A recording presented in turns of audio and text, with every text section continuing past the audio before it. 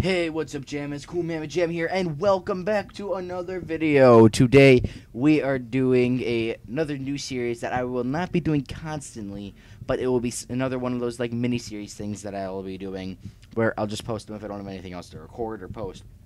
And today, in this video, we are going to start up the series History Time. Now, if you guys are wondering what History Time is, it is going to be a series that I take historical moments in time. Say I can take a battle from World War II, or I can talk about the Civil War battles, or just the Civil War in general.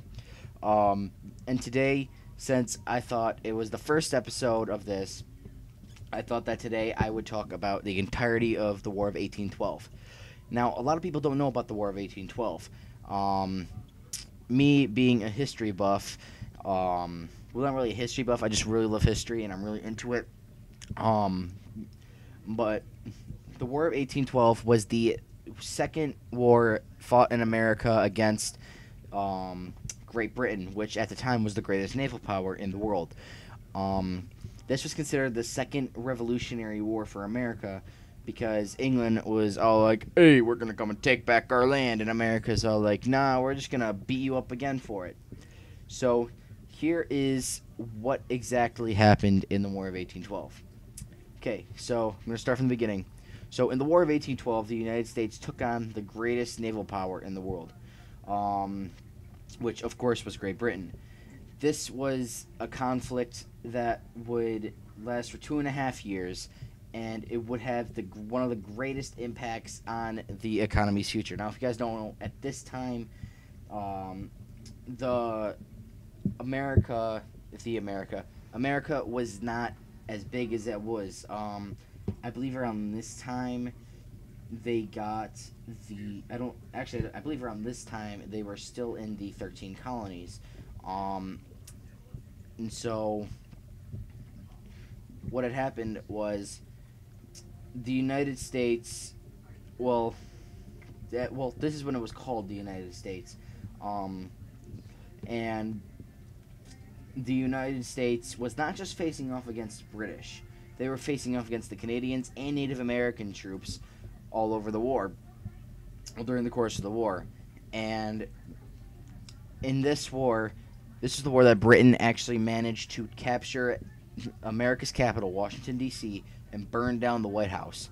Now, not too many people know about this war, which is surprising because of this information, especially the fact that this was the one and only time that an enemy military power was able to get into our land and burn down the White House, and get into the Capitol, burn down the White House, and it just basically destroyed our shit. So like I said before, this was considered the second war of independence for the United States. And the reason this happened was because Great Britain was, at the time, locked in a conflict against France, which was ruled by Napoleon Bonaparte. Napoleon Bonaparte, and he did this. This happened because he did not want. Because in the First Revolutionary War, the United States got aid from France during that war, around the ending of the war, and so he fought France to try and cut off the supplies from both sides, the United States to France and France to the United States. And during this time, the Royal Navy, which is of course the United Kingdom or England or British's Navy at the time, which is still called the Royal Navy, they took merchant vessels from the United States, U.S. merchant vessels, or as in this called a boat or a ship, and they forced them to serve upon British ships. And this was only part of the reason why the War of 1812 started. The War of 1812 started because of this, and also because the British they originally wanted America back. And so, what happened was Britain came in and they blockaded America from any other outside source after they beat France. Now you can see how this was a strategic move on Britain's part, because they cut off us from our biggest ally right after destroying them in a war. And France and Britain were the two main powers at this point. And at the beginning, the president at the time, James Madison, he blocked all trade routes to blocked all trade period to Britain, which was another big contributor to the War of 1812 starting up. And not only that, we also had Native American hostility against the American expansion into the West, which was the Louisiana Purchase, and we were just pushing forward more over to the West, just so we can get more land and we can get better stuff, more resources and whatnot.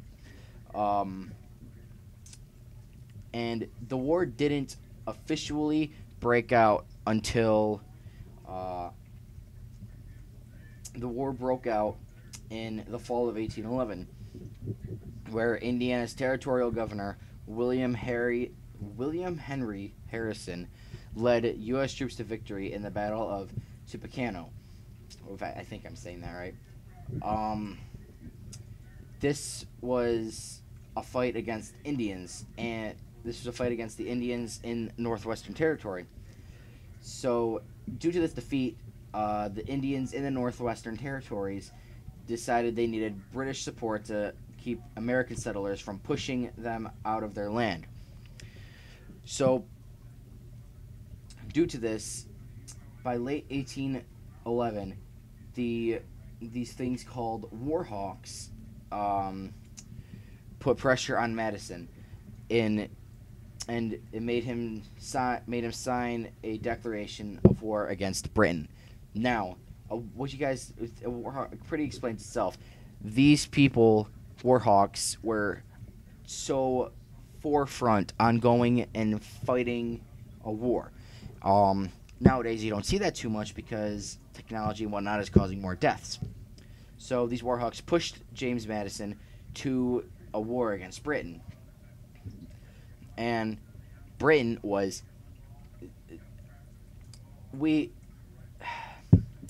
Alright, so British forces were just kicking our ass throughout this war most of the time. We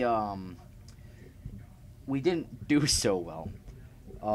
And this led the United States forces to go and attack Canada as soon as they possibly could.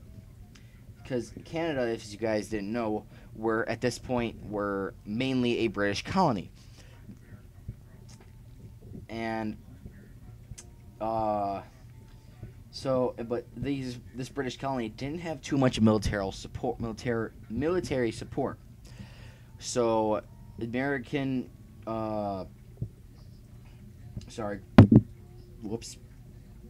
So American officials were way too optimistic or happy about the invasion's success. Mainly because the United States troops were very underprepared. And this led to the 3-point invasion of Canada.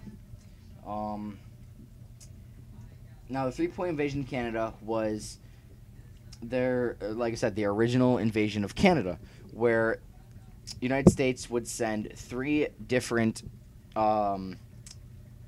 military advancements, I guess you can call them, to Canada, to different parts of Canada, and try to attack them from different sides, forcing them to spread out and limit their resources.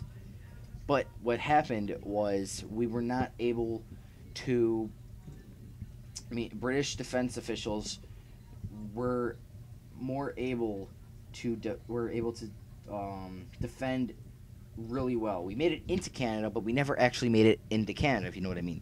We made it through the border, and we made it a little ways up, but after we but we made it once we made it to Brock and but once we made it in there, sorry for stuttering, we ran into Sir Isaac Brock's soldiers and Tekusma's forces.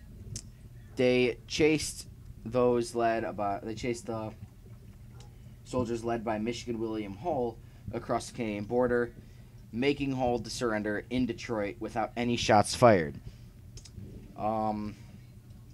And this led to the entire war, and eventually, let's fast forward into the war. Around the ending of it, since I don't have much time left, we're gonna fast forward to the ending of the war, where the British quote unquote surrendered to America, and after the Battle of New Orleans. And the Battle of New Orleans originally was not supposed to be fought. It was actually fought after the war. It was fought 25 hours after the war due to slow mail.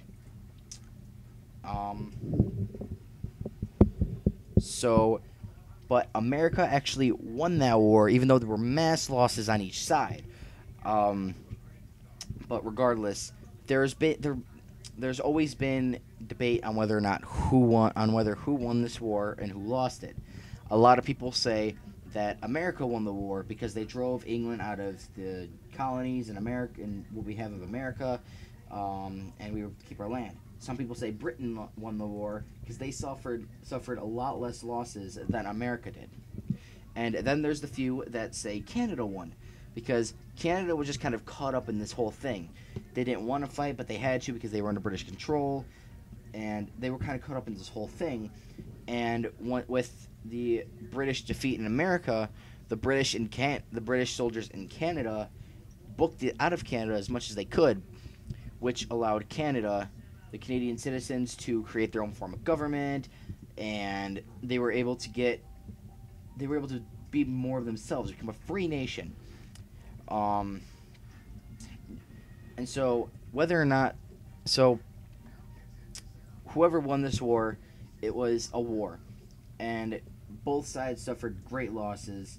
Unfortunately, the United States lost more than the British, but the British were more prepared and more technologically advanced than America, because America at the time had a lot of militia, and they did have a pretty decent-sized army, but they had a lot of militia that were untrained. So that's going to be it for me today, you guys. Please post in the comments below what you guys think of this, and who do you think won the War of 1812? I'd really like to know. So I want to thank you guys so much for watching. Please post in the comments what you guys want me to talk about next, and I will definitely do that. And yeah, don't forget to follow me on Twitter, Facebook. Everything that I have all my social medias are in the description below. And yeah, so thank you guys so much for watching. My name is Cool Mama Jamma, and I'll see you guys later. Stay cool, Jammas. See ya.